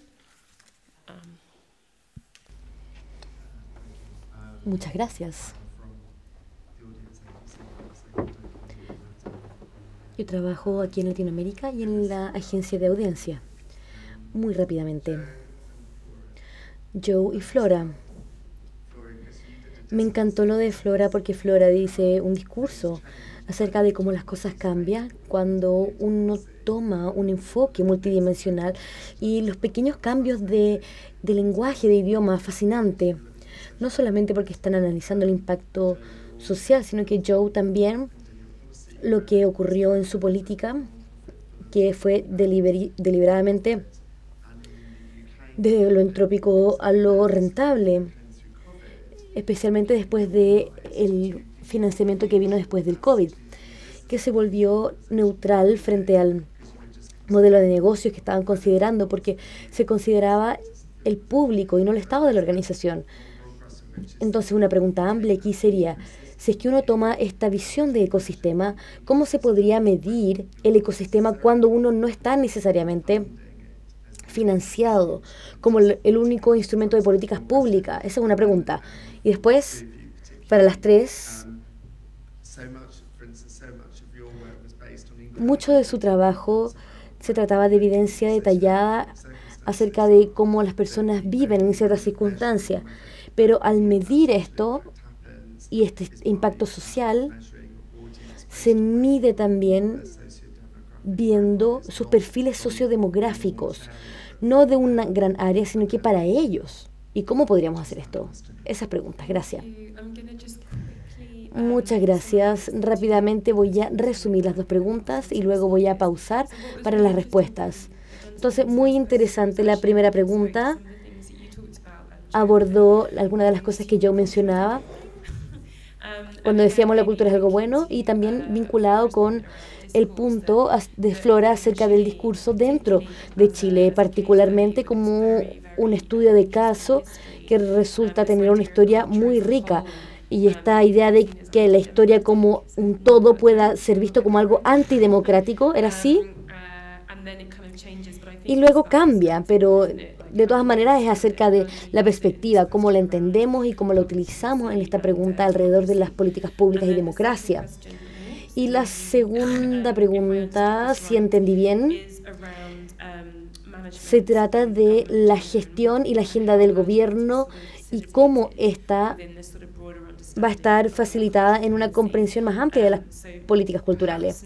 Entonces quizás Norma podría abordar esto, pero después me parece que tenemos esta pregunta acerca del ecosistema y me gusta esta idea de que cuando hablamos de la instrumentalización de las políticas culturales, solamente estamos pensando en las inversiones de políticas públicas culturales, pero sabemos que esto está conectado también con las comunidades, está conectado con la historia, con la educación, con la sociedad.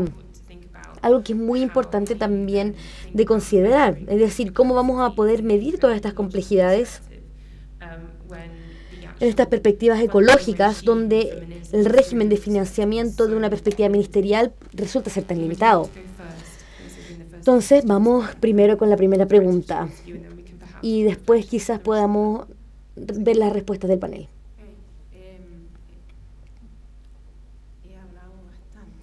I think I've spoken too much. But these are several things that I quite forgot about them. Would you be able to respond in English? Because I just don't think I'll have time to translate. Thank you. It's difficult. No, I understand, yeah. Because, not talking English, but because of time. Es difícil por el tiempo, entonces más rápido en inglés aún más difícil. No, I have to say only point. Debo decir I think you talk about que cuando uno habla acerca de los instrumentos, estoy de acuerdo con usted, que el instrumento es más que esto. Es organizar a los actores, ver la definición de los constructos sociales que se encuentra dentro de los instrumentos mismos. Pero no lo sé. Paso palabra. No sé. Good response. No, it's a huge question. No, una pregunta muy grande. Podríamos tener una tremenda discusión, esa es una perspectiva muy interesante.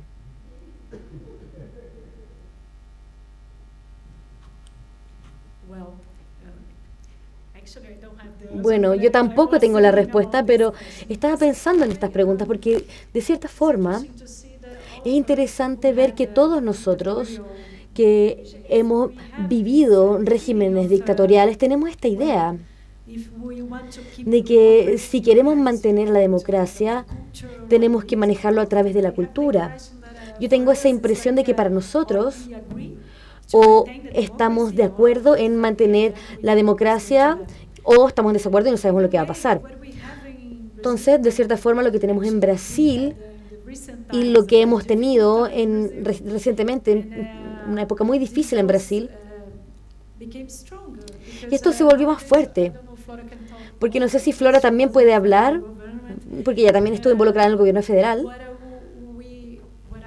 pero lo que yo veo es que si uno lee los planes o los programas de muchos partidos, uno tiene más o menos lo mismo. Todos hablan de diversidad, no todos hablan de democracia cultural, por ejemplo, la extrema derecha, pero los otros sí. Pero al final, ¿qué es lo que cambia? Es la forma de gobernar. Y aquí estoy de acuerdo con Norma, que creo que quizá es un tema de no tener suficiente dinero, a pesar de que uno tiene todo este dinero, pero de cierta forma el dinero que tenemos podría utilizarse para hacer más.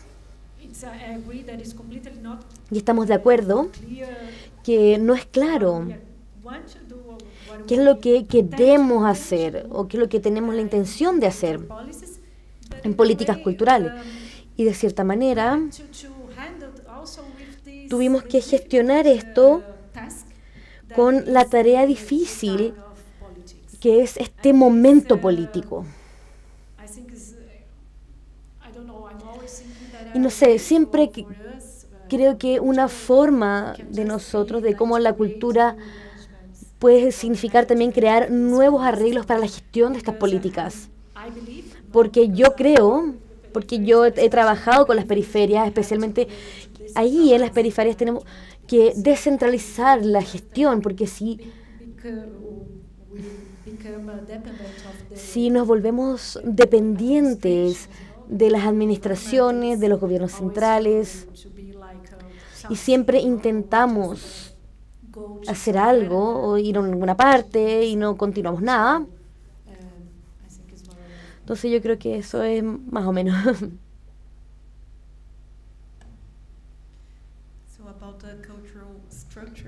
Acerca de la estructura cultural por la que usted preguntaba, puedo hablar de Brasil y de Portugal. Yo trabajo para el gobierno de Brasil y fue interesante porque yo pertenezco al grupo de los primeros trabajadores de este instituto que tenía este llamado público, y fue interesante ver la administración cultural siendo creada desde el principio. Y lo que puedo decir es que incluso aunque tengamos museos o planes estratégicos, es exactamente como usted lo describe. No se compone de objetivos, tiempos, evaluaciones. Entonces, los últimos 10 años, ahora estoy en un receso laboral para hacer mi doctorado, pero lo que puedo decir, en los últimos 10 años no habían evaluaciones. Creo que antes ni siquiera había escuchado el concepto de evaluación antes de empezar el magíster. En Brasil quizás sí, quizás estoy equivocado, pero creo que el tema de las evaluaciones solamente se encuentran en el Ministerio de Salud y de Educación, y eso es todo. Y en Portugal, yo esperaba que fuera un poco más formal, pero al final, luego de ser observadora, quizá mucho peor, porque el pequeño equipo que era responsable de diseñar las medidas estaban compuestos de un servidor público. El otro venía de los centros de patrimonio y al final yo, como un estudiante y académica. Y su comentario acerca del impacto, también creo que ahí podemos ver una tensión, como Norma estaba diciendo, y creo que esto también es un tema que me interesa mucho, pero aún así no tengo con tanta claridad, porque lo veo en mayor extensión, pero a veces vemos en algún escrito, cuando las personas quieren juntar el impacto social y la democracia cultural. Sí, estamos pasadas del tiempo. Joe, ¿un comentario final? Quizás presentar una pregunta, porque creo que lo interesante es que si empezamos a analizar la visión de los 40 y cómo se presentó el financiamiento en el mercado y lo llevamos al presente y entre medio también viendo al neoliberalismo y el mercado, ¿cierto? Llegamos a una situación en la que los gobiernos deciden que no solo no van a apoyar las que no den rentabilidad, sino que sí van a apoyar los que sí dan rentabilidad. Entonces, de esto se trata, porque debería haber una reflexión mucho más profunda acerca de lo que está ocurriendo. Sin embargo, es un producto del marco económico que ha aumentado desde los 90 en adelante, dramáticamente. Entonces, terminamos con estos escenarios muy interesantes donde hay organizaciones con fines de lucro, sin fines de lucro, que son equivalentes. Pero esa es la pregunta, ¿no? Porque todos somos parte del ecosistema. Porque si estamos trabajando por una ganancia, uno podría estar trabajando para una organización sin fines de lucro el día de mañana. No son cosas separadas. Pero cuando se trata del gobierno, no estoy segura. Muy bien, muchísimas gracias.